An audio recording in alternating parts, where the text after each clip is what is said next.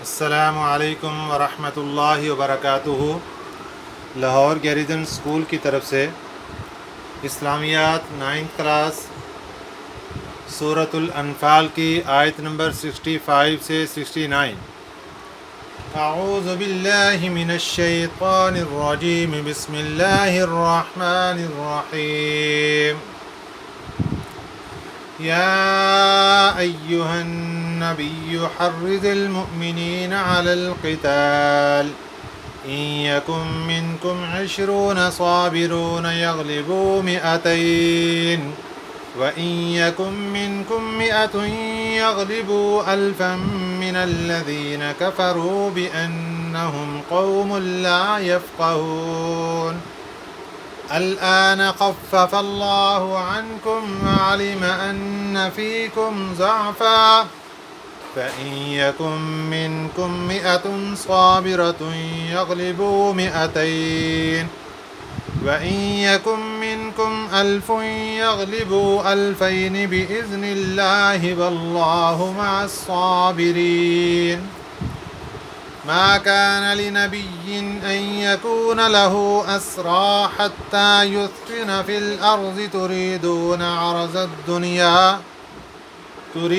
عرض الدنيا والله يريد الآخرة والله عزيز حكيم لولا كتاب من الله سبق لمسكم فيما أخذتم عذاب عظيم فكلوا مما غنمتم حلالا طيبا واتقوا الله إن الله غفور رحيم صدق الله العظيم۔ سورہ انفال کی اس آیت مبارکہ میں اللہ رب العزت نبی پاک صلی اللہ علیہ وسلم کو ارشاد فرما رہے ہیں کہ مومنین کو کافروں سے قتال کرنے کی ترغیب دیجیے، شوق دلائیے۔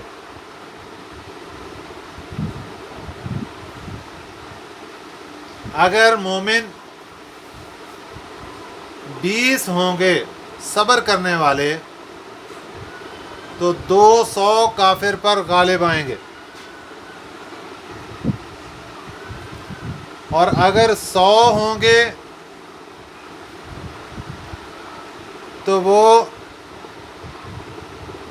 1000 کافر پر غالب آئیں گے۔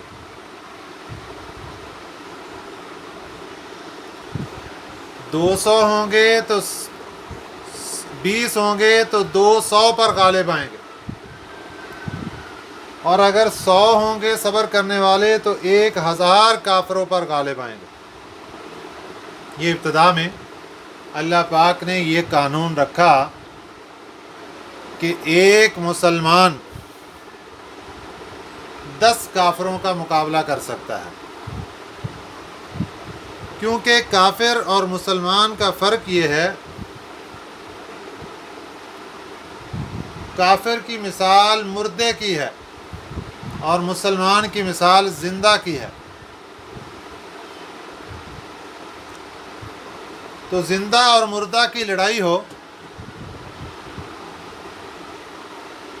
تو چاہے 100 آ جائیں ایک زندے کے مقابلہ میں تو یہ ایک ہی غالب رہے گا اس 100 پر۔ تو اللہ پاک نے شروع میں یہ اصول رکھا کہ ایک مسلمان کے مقابلے میں 10 کافر، 20 صابرون، 20 مسلمان ہوں تو 200 پر غالب آئیں گے، یعنی ایک مسلمان کے مقابلے میں 10 کافر۔ اگر یہ 100 ہوں گے تو 1000 پر غالب آئیں گے۔ پھر مسلمان چونکہ بحیثیت انسان ہونے کے کمزور تھے، اللہ نے زیادہ آزمائش میں نہیں ڈالا، اللہ نے تخفیف فرما دی۔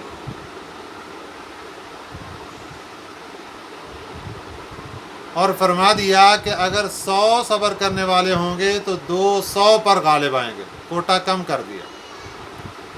پہلے ہر مسلمان کے مقابل 10 کافر، اب ہر مسلمان کے مقابل 2 کافر۔ اور اگر 1000 ہوں گے تو 2000 پر غالب آئیں گے، اور یہ سب اللہ کے حکم سے ہوگا۔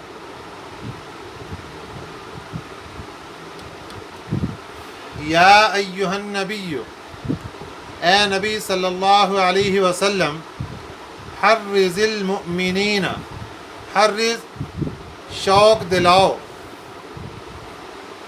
مؤمنین مومنوں کو، علی القتال قتال کے بارے میں، کافروں کے ساتھ جنگ کرنے کے بارے میں شوق دلاؤ۔ ان یکم منکم، اگر ہوں گے،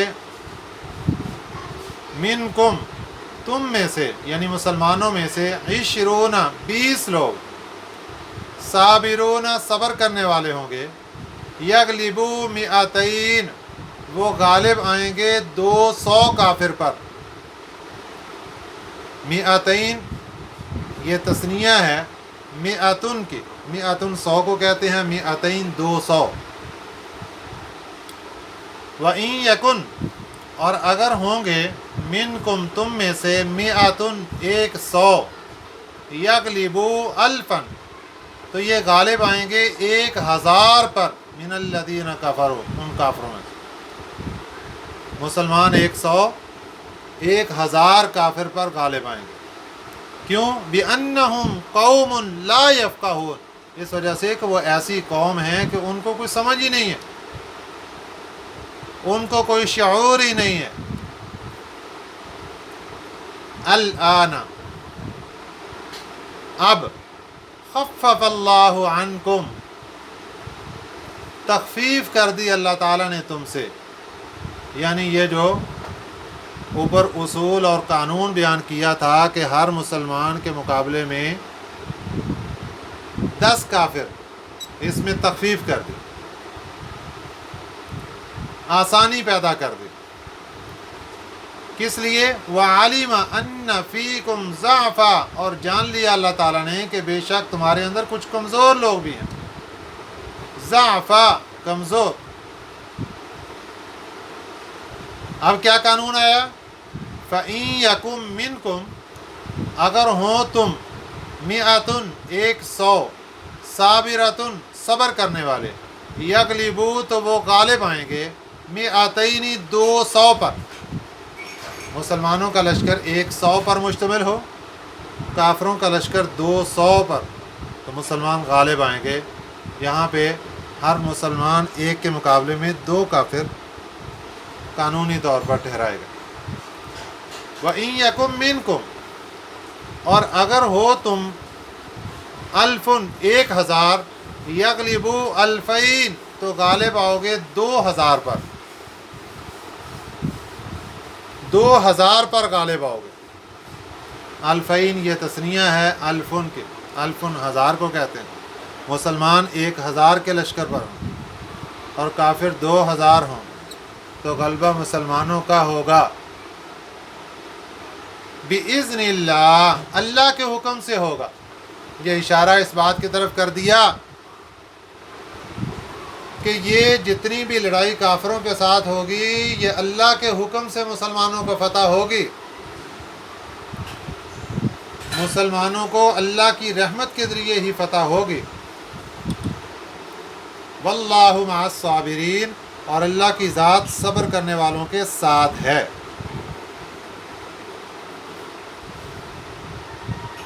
ما کان لنبی ان یکون لہ اسری حتی یسخن فی الارض، یہاں سے آخر رکوع تک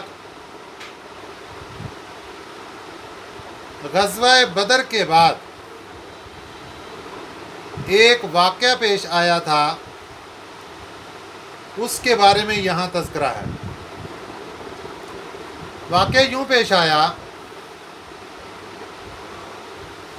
کہ غزوہ بدر میں بہت سے کافر مارے گئے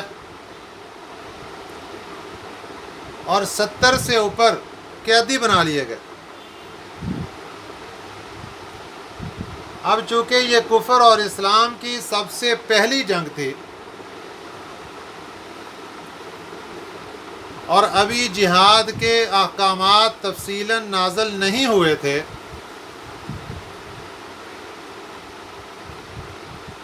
قیدیوں کے بارے میں کیا احکامات ہیں ابھی معلومات نہیں تھی،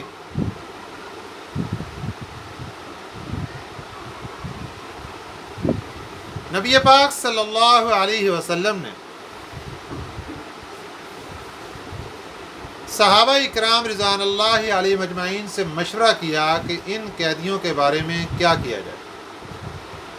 بدر کے قیدی،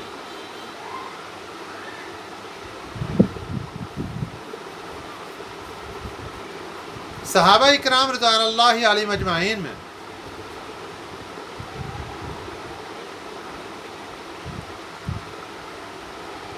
رائے دینے سے پہلے حضرت جبرائیل امین علیہ السلام تشریف لاتے ہیں اور ارشاد فرمایا کہ 2 کاموں میں سے ایک کو اختیار کر لو۔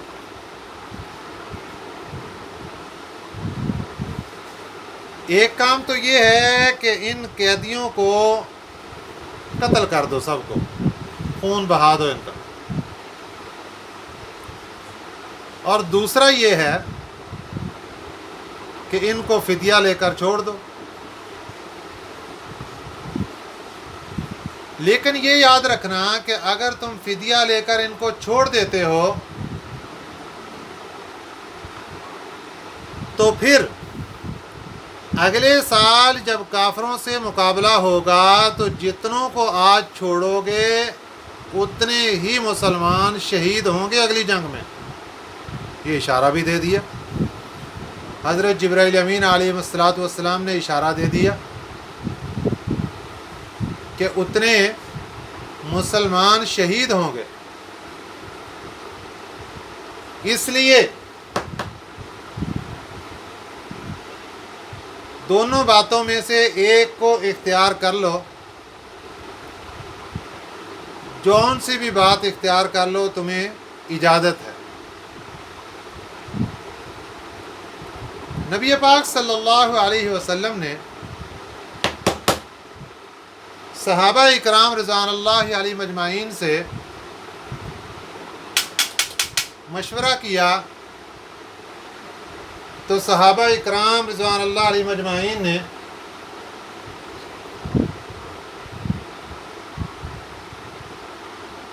مشورہ دیا کہ ان کو فدیہ لے کر آزاد کر دیا جائے، اور جو پیسہ ہم لیں گے اس سے ہم کافروں کے مقابلے میں اسلحہ خریدیں گے، تیاری کریں گے ان سے جنگ کرنے کے لیے۔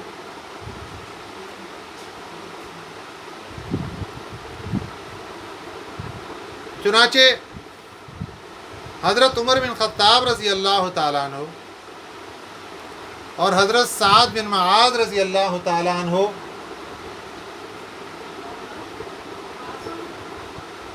انہوں نے مشورہ دیا کہ اللہ کے رسول صلی اللہ علیہ وسلم ان سب کو قتل کر دیا جائے، ان کو فدیہ لے کر نہ چھوڑا جائے۔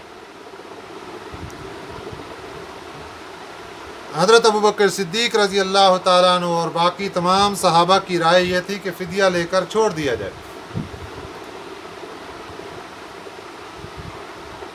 چنانچہ نبی پاک صلی اللہ علیہ وسلم نے صحابہ اکرام کی اکثریت کی رائے کا فیصلہ کرتے ہوئے یہ فیصلہ دے دیا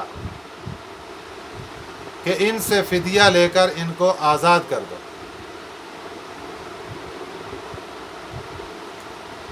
جب ان کو آزاد کر دیا گیا تو اللہ پاک نے قرآن پاک کی یہ آیت مبارکہ نازل فرمائی کہ آپ نے یہ جو قیدیوں سے فدیہ لیا ہے اور ان کو آزاد کیا ہے یہ درست نہیں ہے، ایسا نہیں کرنا چاہیے تھا۔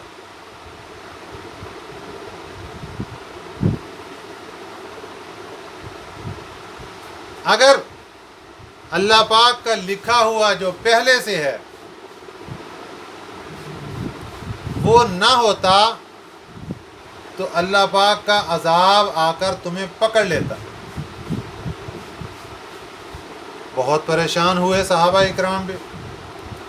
نبی علیہ الصلوۃ والسلام ارشاد فرمانے لگے کہ اللہ کا عذاب آ چکا تھا، اگر اللہ کی رحمت شامل حال نہ ہوتی تو سوائے حضرت عمر بن خطاب رضی اللہ تعالیٰ عنہ کے اور حضرت سعد بن معاذ رضی اللہ تعالیٰ عنہ کے کوئی بھی نہ بچ سکتا۔ اب سوال یہاں یہ پیدا ہوتا ہے کہ حضرت جبرائیل امین علیہ الصلوۃ والسلام نے اختیار دیا تھا، اختیار تو دیا تھا، دو باتیں رکھی تھی سامنے، لیکن دوسری بات میں اشارہ کر دیا تھا کہ یہ کام اگر کرو گے، فدیہ دے کر چھوڑ دو گے، فدیہ لے کر چھوڑ دو گے تو اتنے ہی مسلمان اگلے سال شہید ہوں گے۔ یہ اشارہ دیا کہ اللہ کو یہ بات پسند نہیں ہے۔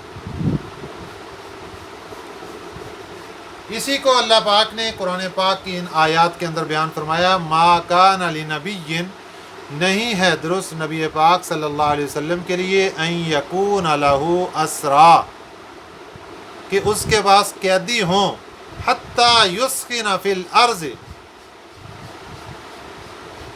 یہاں تک کہ خون بہائے زمین میں۔ یعنی قیدی اگر ہیں تو ان سب کو، بدر کے قیدیوں کو خون ریزی کر دینی چاہیے تھی، قتل کر دینا چاہیے تھا۔ قتل کرنے سے کیا فائدہ ہوتا؟ کافروں پر رعب طاری ہو جاتا۔